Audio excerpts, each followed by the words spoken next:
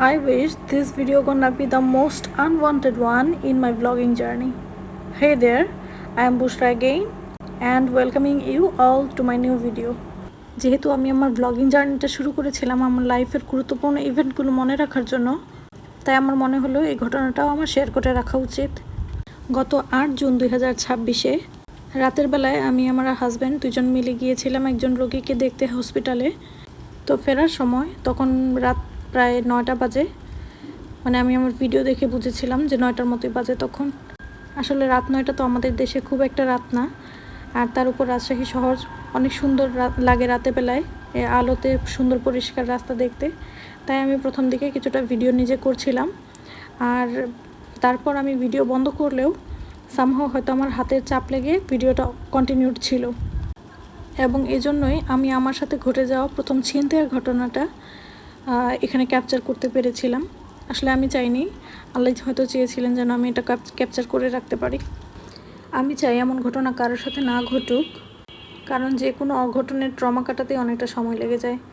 এই দেখুন আমার কথাই ধরুন, সেদিনের পর থেকে আমি আর বাইরে কখনো ভিডিও করিনি, এবং এই ভিডিওটা যে আমার ফোনে আছে সেটা দেখতেও আমার প্রায় 8-10 দিন সময় লেগে গেছে।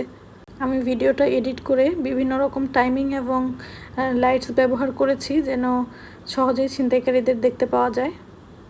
তো এই যে আমি আমার রেসিডেন্সিয়াল এরিয়াতে ঢুকেছি, এখান দিয়ে ঢোকার কিছুক্ষণ পরই আমি ভিডিওটা স্লো করেছি সেখানে, এবং আমি সেই সময় বলছি যে আমি কোন দুজনের কথা বলছি এই ভিডিওতে। মূলত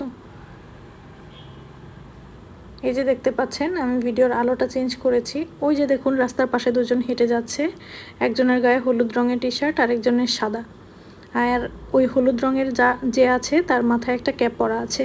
আমি এই দুজনকেই সাসপেক্ট করছি, কিন্তু ভিডিওটা যেহেতু আমি অনেক দিন পরে দেখেছি তাই তখন আর পুলিশে জানানোর বা কোনো ধরনের স্টেপ নেওয়া হয়নি। তো যাই হোক, তবুও একটা এভিডেন্স হিসাবে আমার কাছে আমি এটা রেখে দিলাম। এই দুজনই একটা মোটর বাইকে করে এরপর একদম সরাসরি আমার ব্যাগে হাত দিয়েছিল, যেহেতু আমার কোলের উপর ব্যাগ ছিল, কিন্তু হাতে আটকানো থাকাতে ব্যাগটা তারা টেনে নিতে পারেনি, আমার কাছেই থেকে গেছিলো। আর তারা খুব জোরে হ্যাঁচকা টানও দেয়নি, আর হ্যাঁচকা টান দিলে হয়তো আমি রিক্সা থেকে পড়ে বড় কোনো দুর্ঘটনা ঘটতে পারতো। আল্লাহ আমাকে বাঁচিয়েছেন সেদিন। তো যাই হোক, ভিডিওর একদম শেষাংশে আছে ওই টান দেওয়ার ঘটনাটা। তারপর আমি ব্যাগ ফোন দুটোই সরিয়ে ফেলি, এজন্য তার পরবর্তীতে আর ভিডিও করা হয়নি। তো যাই হোক, আমি আগে যে দুজনকে দেখালাম ছবিতে, সেই যে দুজনকে দেখতে পাবেন একটা বাইকে করে এসে আমার ব্যাগটা টান দিতে। তো দেখতে থাকুন, আর সেটা দেখিয়ে আমি আজকের ভিডিওটা এই পর্যন্তই শেষ করছি। এই যে এই দুজন, সবাই ভালো থাকুন আর সবাই নিজেদের খেয়াল রাখুন।